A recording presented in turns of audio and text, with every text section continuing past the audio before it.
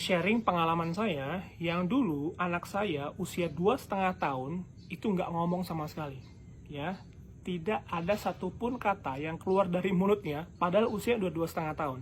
Jadi pada saat kita mungkin kumpul-kumpul keluarga gitu ya, atau ketemu sama teman yang bawa anaknya yang seusianya lebih kurang sama anak saya gitu ya, usianya lebih kurangnya 2 tahun 3 tahun gitu ya, saya lihat, ih kok ngomongnya lancar banget gitu. Pak, ayo papa pulang, Pak mau mamam ini, Pak mau mamam itu. Ih, saya rasa itu hal yang luar biasa gitu kan. Padahal itu adalah standarnya.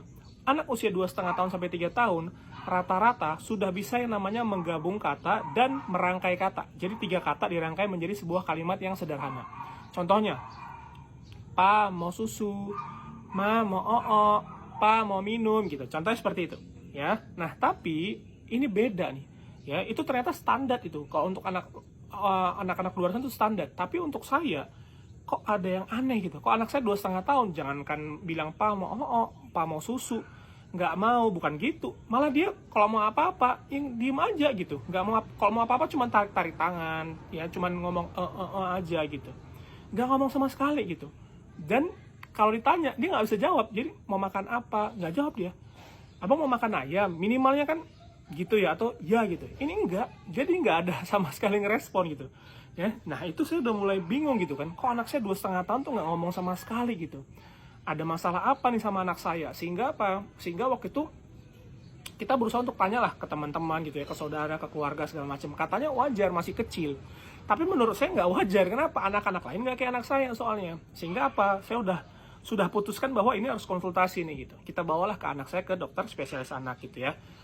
Nah, setelah kita bawa anaknya ke DSA, dilakukan yang namanya assessment, ya. Setelah assessment keluar hasil, ya. Hasilnya apa? Ternyata anak saya speech delay dan ada gejala autisnya juga. Karena ada beberapa perilaku repetitif atau spesial yang dilakukan sama anak saya. Contohnya, anak saya suka ngepak-pakin tangan kayak gini, ya. Contohnya. Kemudian dia bicaranya belum bisa. Kemudian dia suka susun-susun mainan sejajar. Kemudian dia suka lari muter-muter.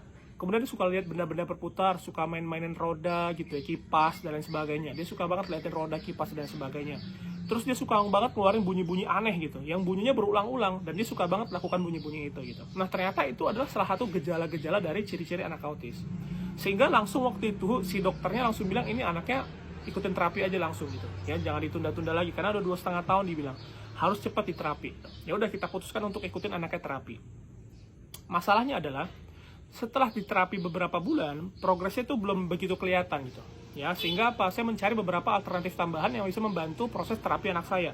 Contohnya apa? Membantu stimulasi di rumah. Jadi saya tanya sama terapisnya, Miss, ini kira-kira saya harus bantu apa nih di rumah? Oh iya, jadi setelah terapi biasanya Bunda, itu ada sesi konsultasi 5 menit sampai 10 menit biasanya. Ya, sebelum dia pindah ke jam berikutnya si terapisnya ini. Biasanya dia ngomong sama kita, tadi anaknya udah bisa ini ya ayah, udah bisa ini ya, tapi dia belum bisa ini, nanti coba dilatih di rumah ya.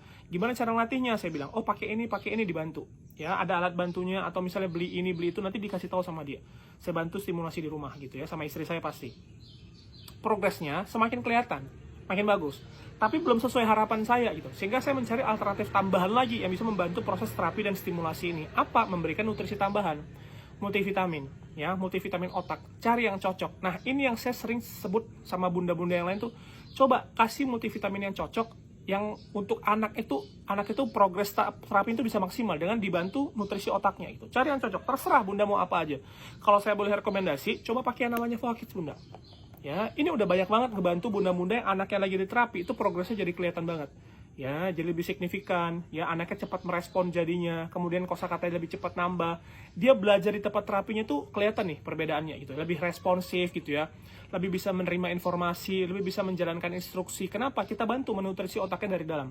Karena salah satu manfaat Fokids Bunda membantu meningkatkan aktivitas otak anak. Sehingga apa? Dengan membantu meningkatkan aktivitas otak anak, dibantu nutrisinya dari dalam, dia bisa merespon dengan baik, ya otaknya kan bekerja dengan maksimal gitu. Nah ini pemberian ini tuh penting banget dalam proses terapi sebenarnya, ya jadi jangan sampai Bunda skip gitu. Ada hal-hal yang memang harus dipenuhin untuk terapinya agar berjalan lebih maksimal, gitu Bunda. Ya, jadi anak saya alhamdulillah saya cukupin semuanya, ya alhamdulillahnya progresnya semakin hari semakin cepat sampai akhirnya anak saya tadi nggak bisa ngomong sama sekali, di usia 3,5 tahun itu ngomongnya udah mulai lancar. Nah sekarang udah SD normal seperti anak-anak umum pada umumnya gitu, ya.